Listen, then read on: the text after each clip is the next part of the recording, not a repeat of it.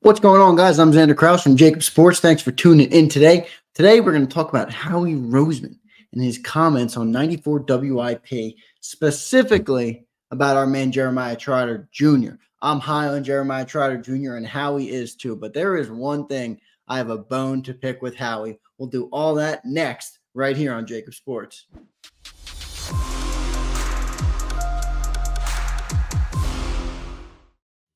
Before I play this soundbite for you guys, I want to encourage you to like the video, share the video, and subscribe to the channel. Liking the video is the #1 thing you can do to help us grow here on YouTube. So we appreciate all your viewership, all your likes, all your support all year long, as you guys always have for the last 3 years since we've been here. So we appreciate that very much. All right, I'm going to play this audio right now. Tell me what stands out to you, because one thing jumps out at me. The leadership he has on defense because of the football instincts he has. Again, it goes back to instincts. He can see plays develop. I mean, tremendous blitzer. He's good in coverage. He reminds me a little bit, and I don't want to put too much on him, of TJ Edwards, where he's got an unbelievable feel for the ball. You know, he's another guy who has vision for the ball. And so there it is, Howie Roseman on 94 WIP. Shout out to Howie for doing that. Great draft by Howie. But what did I just hear him say about the linebacker position? We're clamoring all year long, all the last 2 years, for a linebacker. Howie drafts a guy and compares him to a guy we let walk out the door. An undrafted free agent walks out the door. Let's pull this up. Let me pull this up, because this has been driving me crazy. And it's going to drive me even more crazy now that Howie acknowledged it. Now, I will point out, maybe we're wrong on this. Maybe TJ didn't want to come back here. But this is a guy that signs a 3-year, $19.5 million deal. His average salary of $6.5 million, 7.9 guaranteed. This guy's not making big money. He was the best linebacker we've had in years. He was an undrafted free agent in Philly. Brought to Philly, they brought him up, they trained him up, he rebuilt his body, and he's delivering at a high level in the NFL. And we let him walk out the door for some of the most shoddy linebacker play we've seen in a long time, and there's been a lot of it. This is going to drive me crazy. Look at this contract, guys. This is not a lot of money for TJ Edwards. He should have been back here in Philly. Now we could have had TJ and Trotter. And we probably wouldn't even be having this conversation right now, because the defense would have been way better last year if they had kept this guy around.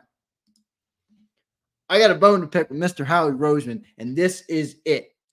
Now, I want you to let me know what you think in the comments. Maybe I'm way wrong, and I'm perfectly okay with that. And you can tell me that in the comments down below. Here, I want to hear from all of you guys, because I'm going to talk with John McMullen about this on Birds 365 tomorrow. I'm sure Dan Cilia will be talking about it on the National Football Show tomorrow.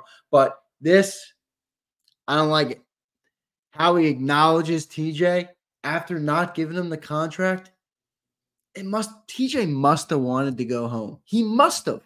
That's the only explanation as to why TJ Edwards wouldn't be wearing midnight green, both last year and both this upcoming season.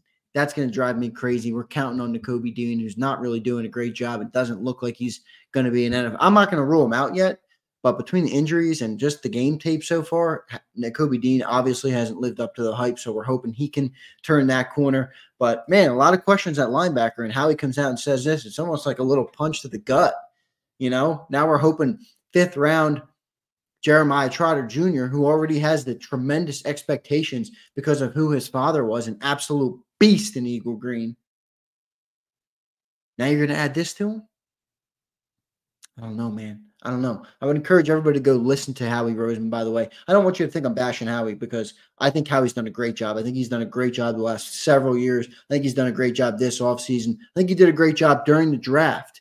But that one thing he said, it did make me blink twice. I'm like, what the heck? I got to make a video on this, because this is going to drive me crazy. I want to see, am I the only one, or are there other fans out there who agree with me, Eagle fans out there who agree with me? So we will see how it plays out. Go listen to the full interview with Howie. He did have some great comments on some other things, the draft, Quinyon Mitchell, Cooper DeJean, how they're going to use Cooper DeJean. Those were some interesting comments as well. But overall, Howie sounded pretty good. Howie made some good points, had some good sense behind each thing he talked about. And I know it's a little bit PR driven, but overall, I like what Howie was putting. I was picking up what he was putting down, if that makes sense. And then the other thing that's bouncing around I want to quickly discuss on is the Kenny Gainwell stuff.